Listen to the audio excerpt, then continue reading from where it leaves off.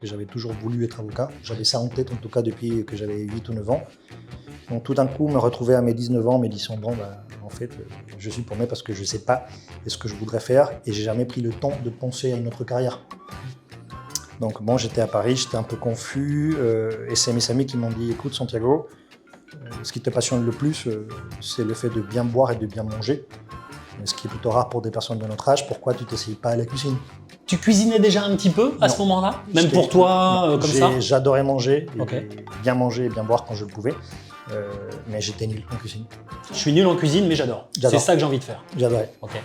J'adorais, ne serait-ce que le fait de pouvoir être debout et de faire des tâches avec mes mains. Je viens d'une famille dans laquelle, dans ma famille maternelle, il y a beaucoup de peintres.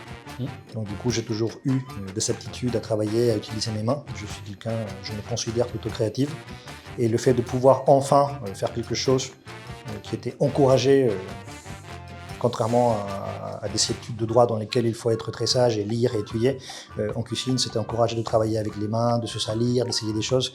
Et ça, j'ai trouvé très très sympa, ça m'a énormément stimulé. Puis les goûts, les odeurs, le fait d'avoir du bruit, d'avoir cette pression du service. J'ai eu la chance, du moins à l'école, d'avoir des très bons profs qui étaient plutôt bienveillants, et ce qui était rare à l'époque. Et c'est sûr que ça m'a poussé dans la direction de la cuisine.